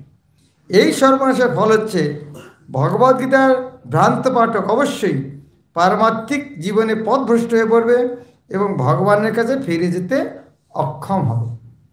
মায়াবাদীদের ব্যাখ্যা শুনলে আর ভগবদ্ধামে ফিরে যেতে পারবে না।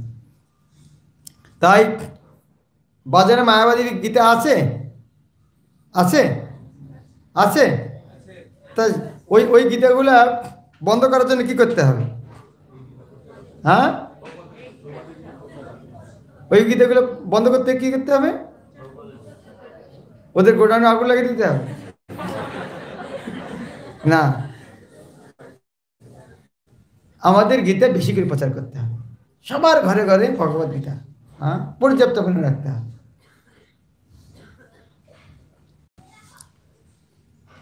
দেখুন প্রভুপাদ মুখবন্ধী একদিকে কত গুরুত্বপূর্ণ কথা লিখেছেন।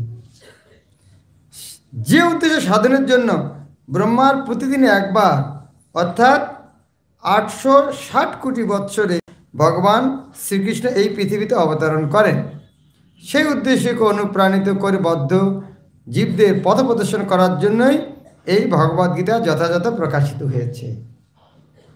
এই গীতার উদ্দেশ্যটা কি? ওকে, এটা বোঝানোর জন্য একটা আপনাদের কাছে প্রশ্ন করছি। সবচেয়ে কোন জিনিসটা আমরা ভালো বুঝি? খাওয়ার উদাহরণ, তাই না? প্রথমে সিরিয়ালে মনে রাখুন, খাওয়ার জন্য প্রথমটা কি দরকার? এখানে এসেছেন, ভালো খাওয়ার আছে, প্রথম কি লাগবে? প্রথমটা যে ক্ষুধা। ভগবত গীতা জ্ঞান লাভ করার জন্য প্রথম ক্ষুধা থাকতে হবে, আমি গীতা জ্ঞান আমার দরকার আছে কি না আছে। তারপরেরটা কি? তারপরটা কি লাগবে? তারপরটা কি লাগবে কে বলতে পারেন? এটা রাধাবাদ খুব ভালো বলতে পারবে। তারপরটা কুপন, যোগ্যতা কি? 6টার মধ্যে কুপন নিলে প্রসাদ না হলেও। তার মানে প্রথম যোগ্যতাটা কি বললাম? ক্ষুধা। দ্বিতীয়টা যোগ্যতা। দ্বিতীয়টা যোগ্যতা। প্রথমটা আমি ভগবত গীতা জ্ঞান চাই কি না চাই, আমার দরকার আছে কি না আছে, প্রথমটা। দ্বিতীয়টা ক্ষুধা, প্রথমটা ক্ষুধা, দ্বিতীয়টা এটা গ্রহণ করার কি যোগ্যতা দরকার। তারপরটা কি? যখন বুঝলেন যোগ্যতা আছে, কুপনটা 6টা আগে নিয়ে এসেছি, তারপরটা কি? তারপরটা কি? তারপরটা মেনু। কোনটা? রসগোল্লা না, আমি সুগার, এটা আমার চলবে না। তারপরে দেখি মেনুটা কি আছে, এর মধ্যে আছে কি, ভগবদ্গীতার বিষয়বস্তু কি কি আছে, আমার দরকার আছে কিনা। তৃতীয়টা কি? বিষয়বস্তু। তারপরেরটা কি? সব ঠিক হয়েছে, তারপরটা পরেরটা বলার দরকার আছে। তারপরটা প্রসেস, খাওয়া, কি করে খাবো।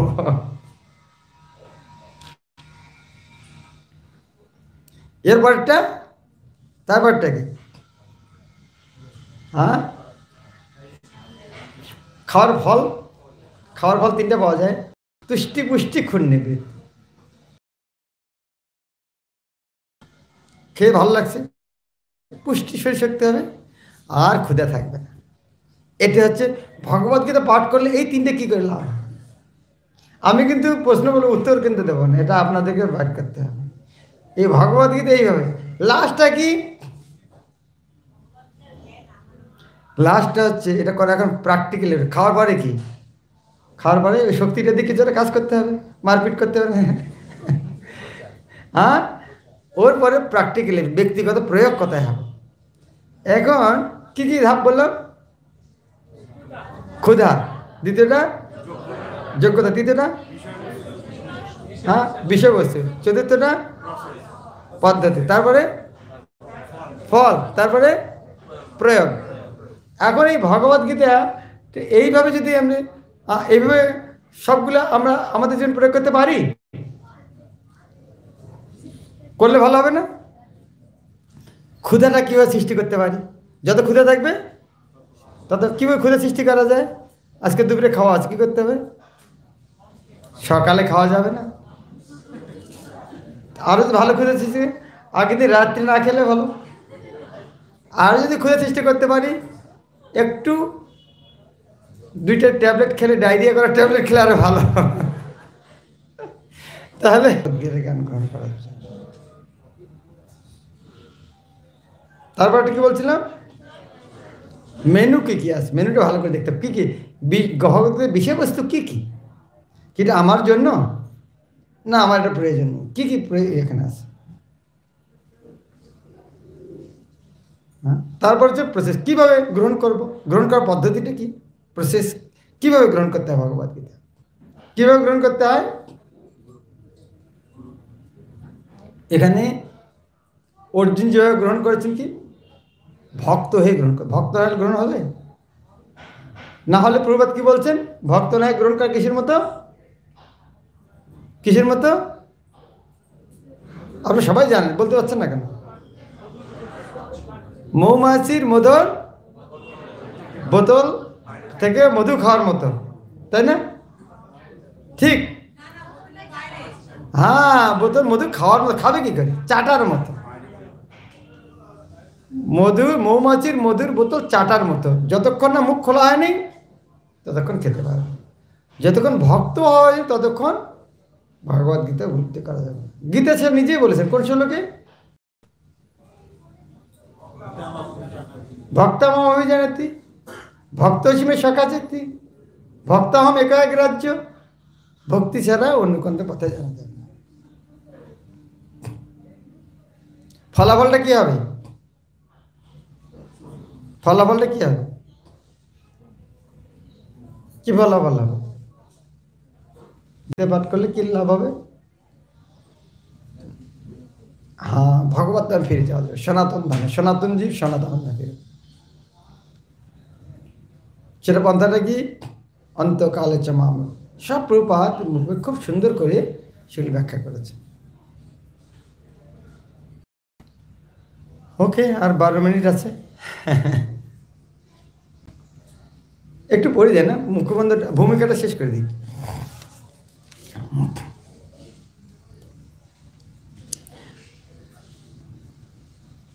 এখানে কি বলা হলো? প্রভুপাদ কি জন্য লিখেছেন ভগবদ্গীতা যথাযথ?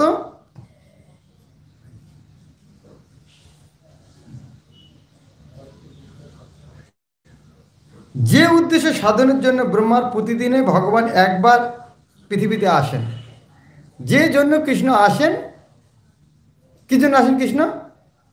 সবাইকে তার সাথে নিয়ে যাওয়ার জন্য। তো সেই উদ্দেশ্যটা সাধন করার জন্যই গীতাটা লেখা হয়েছে।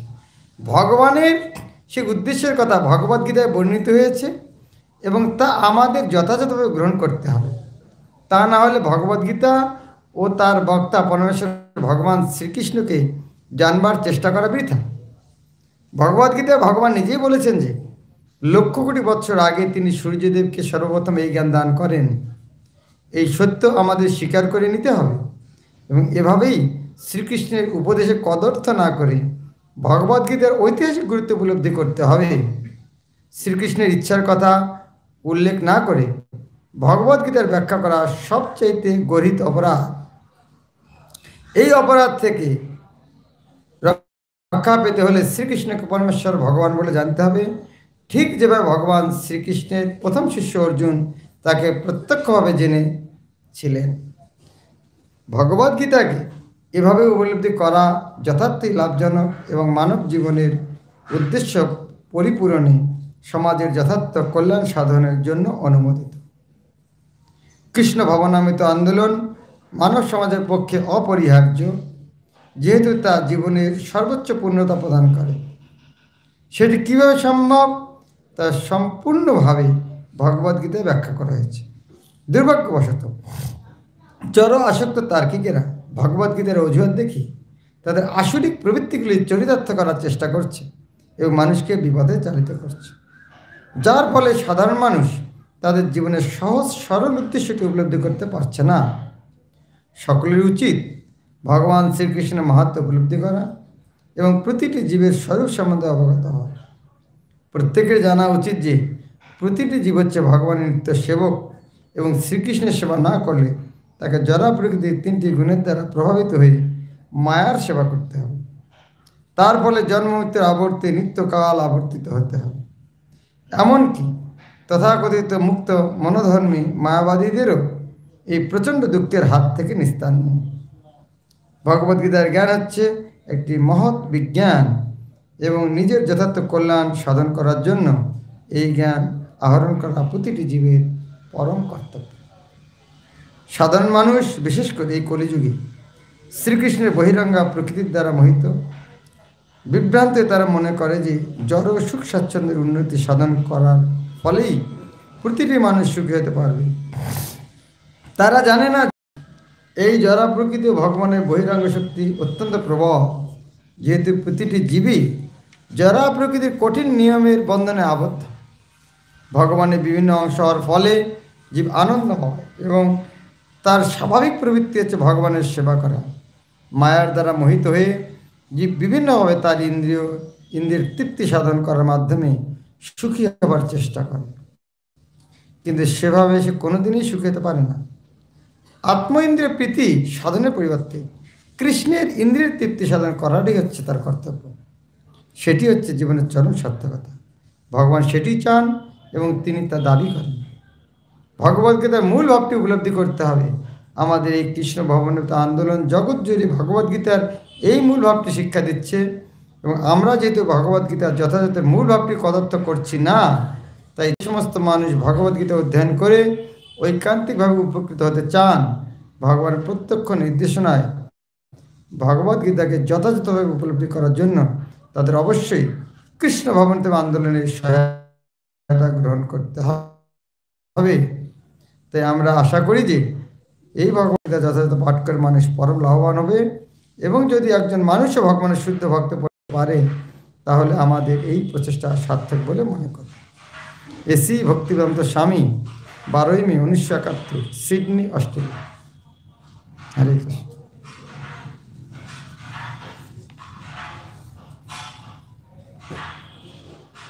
কারো কোনো প্রশ্ন আছে?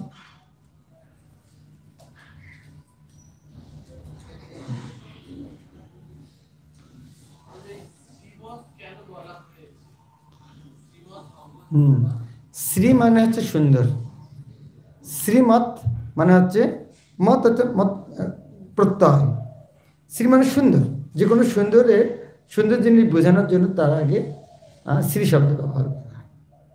লক্ষ্মী দেবীর নামে হচ্ছে সুন্দর, সৌভাগ্যের অধিষ্ঠাত্রী দেবী। সৌভাগ্য বা সুন্দরকে ব্যাখ্যা করার জন্য হচ্ছে শ্রী শব্দ ব্যবহার করা হয়। মত হচ্ছে প্রত্যয়, মতুক বতুক এগুলো প্রত্যয়।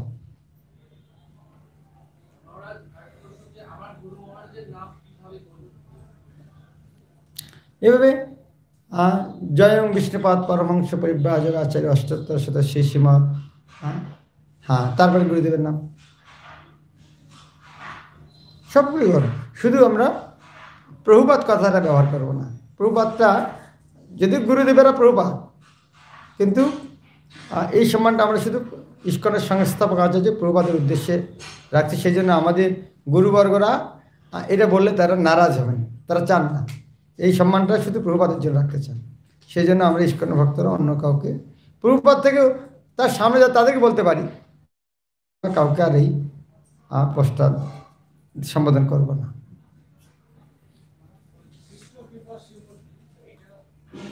কৃষ্ণ কৃপা শ্রীমূর্তি, ভগবান কৃষ্ণের কৃপার মূর্ত বিগ্রহ। ভগবানের কেউ যদি ভগবানের পূর্ণ কৃপা লাভ করেছে, সে ব্যক্তিটাকে যদি একটা মূর্তির আকার, কেউ যদি কৃষ্ণের সব কৃপা লাভ করে, তাকে যদি মূর্তির আকার প্রকাশ করা হয়, তিনি দেখতে যেরকম তাকে বলা হচ্ছে কৃষ্ণ কৃপা স্বরূপ। মানে তিনি কৃষ্ণের কৃপার মূর্তিমান বিগ্রহ স্বরূপ বলা যেতে পারে। সাধারণত এটা আমরা ইস্কনের ভক্তর প্রভুপাদের জন্য ব্যবহার করি, তো সেই জন্য অন্যখানে না ব্যবহার করা হয়। আর গুরুদেব তো কৃষ্ণ কৃপার মূর্তি, কৃষ্ণের কৃপার বিগ্রহ তো গুরুদেব। সে তো সমস্ত শাস্ত্রের কথা। গুরুদেব হচ্ছেন কৃষ্ণের কৃপাময় বিগ্রহ। যেমন মেঘ হচ্ছে সমুদ্রের কৃপার প্রকাশ, সে গুরুদেব হচ্ছেন কৃষ্ণের কৃপাময় বিগ্রহ।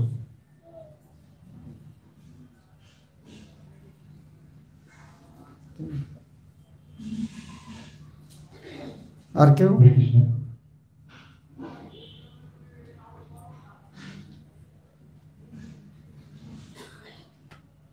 ওকে, আর কোনো প্রশ্ন নেই?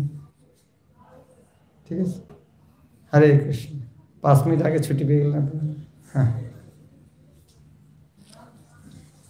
এরপরে 1 ঘন্টা কি করবে এখন? হ্যাঁ, হ্যাঁ 1 ঘন্টা কুপন কালেক্ট করতে লাগবে আপনাদের। টিফিন আছে, টিফিন আছে, ও টিফিনও আছে, সেটা ফ্রি? আচ্ছা ওটা ফ্রি, ওটা কুপন ছাড়া চলবে। ঠান্ডার দিনে বুঝতে পারছেন কি টিফিন হবে, বুঝতে পারছেন আপনারা? গরম গরম স্যুপ, আর গরম স্যুপ পান করতে হবে, কুপন নিতে হবে, তারপরে 6টা থেকে আবার। হরে কৃষ্ণ। শিল প্রভুপাদ কি